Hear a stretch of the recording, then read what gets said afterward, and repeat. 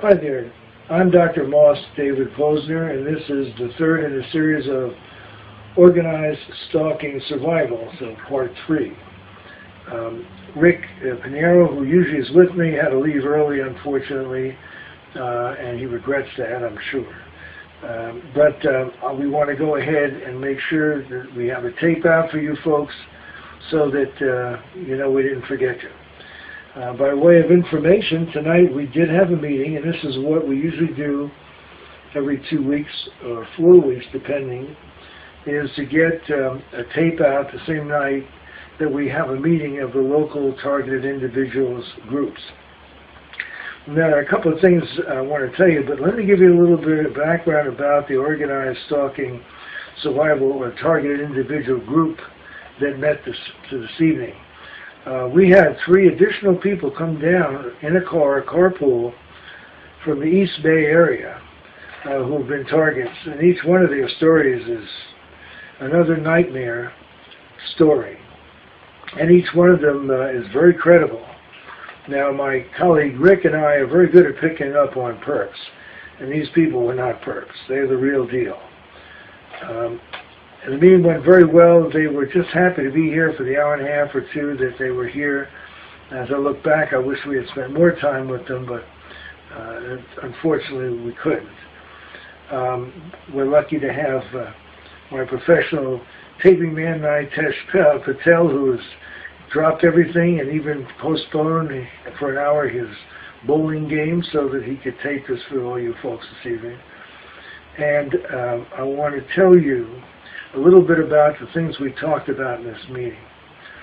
Now, one of the things that is very important for people to remember is this. All of you have suffered as a result of this, whether it's psychological, physical, usually both. But what you have to remember is the more pressure that's being put on you, the more people that are telling you, the more aggravation that you're going through, tells you one thing that you need to keep in mind and never forget it.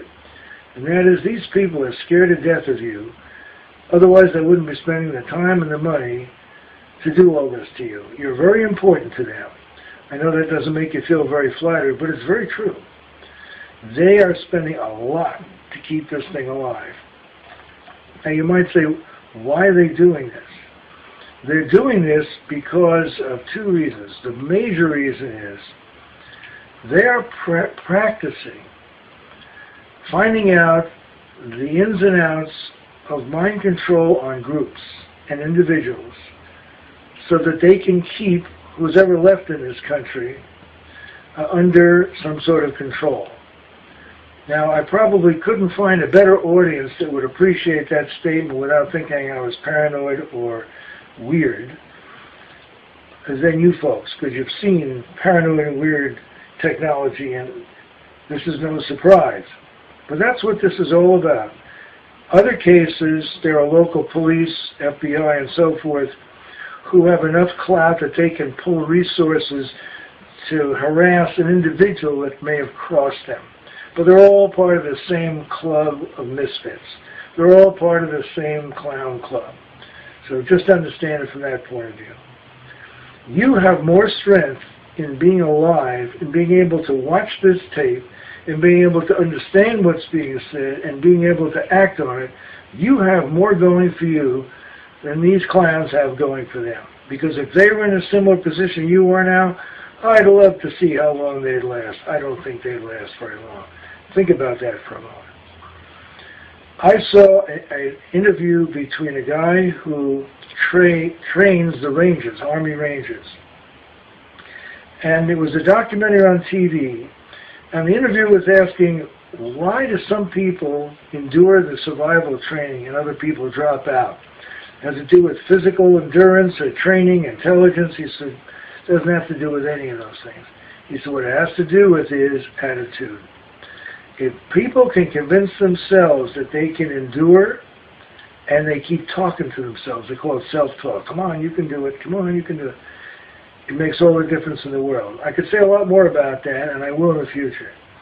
But I just want to give you a little bit of a pep talk here because you deserve it and you need it. We survive. That's what the name of this tape is, Organized Stalking Survival. We survive by the positive attitude, no matter what's happening. You can't make them go away, but if you're going to make them go away or lay off, ironically enough, the only way you're going to do that is not by giving in and saying, okay, I'll be good. That just encourages these clowns even more. You do it by saying, you know what, bring it on. I don't care. I ain't stopping. Because the more that you resist the temptation to give in, the harder it is for them. It's going to make it harder on them and easier on you, believe it or not. Easy for me to say, although I've been involved myself, so I think I'm qualified to comment. But I haven't been hit as hard as some of you. The other thing I want to tell you is be very suspicious of people you don't know. You can drive yourself crazy. There are things to look for. I'll be very honest with you. I am extremely suspicious of each and every online stalking or harassment group that exists.